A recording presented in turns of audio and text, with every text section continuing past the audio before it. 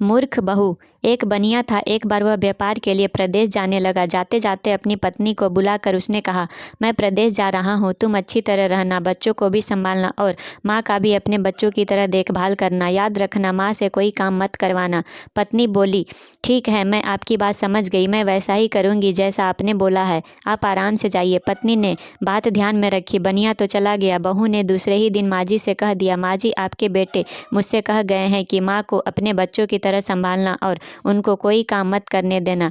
अब आप घर का कोई काम मत कीजिए, आप तो इन बच्चों के साथ खेलिए, खाइए और मौज करिए। माँ जी गहरे सोच में पड़ गई। फिर बोली, बहू ठीक है, अब मैं ऐसा ही करूँगी। कुछ दिनों के बाद बहू ने अपनी बेटी के कान छिदवाए। उस समय बहू को अपने पति की बात याद आई कि माँ को बच्चों की तरह ही संभालना है, इसलिए बहू ने माँ जी के कान छिदवाने की बात सोची। उसने माँ जी से कहा, माँ जी चलिए, आपके कान छिदवाने हैं। सुनकर माँ जी घबरा उठी। उन्होंने बहू से कहा, बहू मुझे अपने कान नहीं छिदवाने हैं, क्या मैं अब अपने इस बुढ़ापे में मैं कान छिदवाऊं? बहू बोली, जी माँ जी, आपको तो यह करना ही होगा। मैं नहीं चाहती कि आपका बेटा मुझे कुछ कहे, इसलिए आपको मैं अच्छी से देखभाल करूंगी। मेरी दोनों आंखें बराबर है, जैसी लड़की है वैसे ही आप भी हैं। माँ जी मन ही मन समझ गई और सुनार के पास बैठ गए। उन्होंने अपने कान छिदवा लिए। सुनार ने कान छेदे और कान में धागा भी डाला। बहू जिस तरह रोज रोज लड़की के कान में तेल लगाती थी, उसी तरह माँ जी के कान में भी लगाती रही।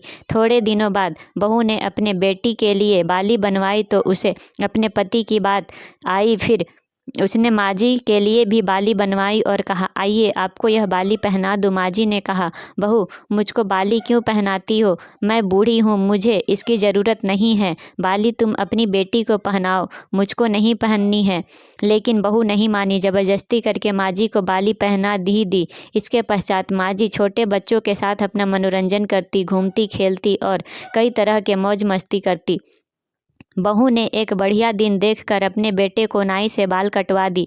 फिर बहू को माँ जी की याद आ गई।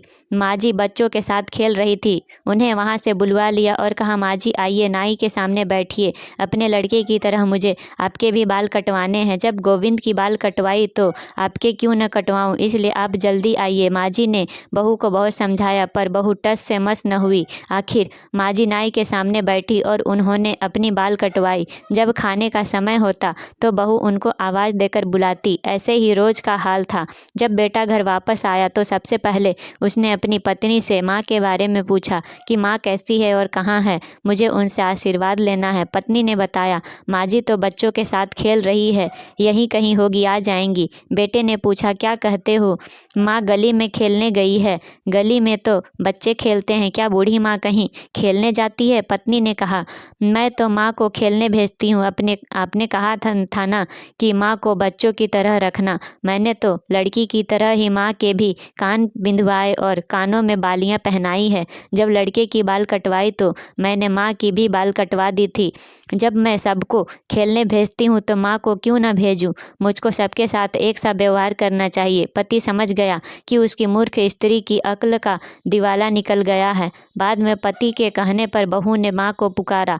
माँ जी गली में से खेलती खेलती आई और अपने बेटे को देखकर उसकी आंखों में आंसू छलछला आया। माँ की हालत देखकर बेटा भी दुखी हो उठा। बहू की मूर्खता के लिए बेटे ने माँ से माफ़ी मांगी और बहू को बड़ी उल्टी सीधी सुनाई। आशा करते हैं आपको यह कहानी पसंद आई होगी।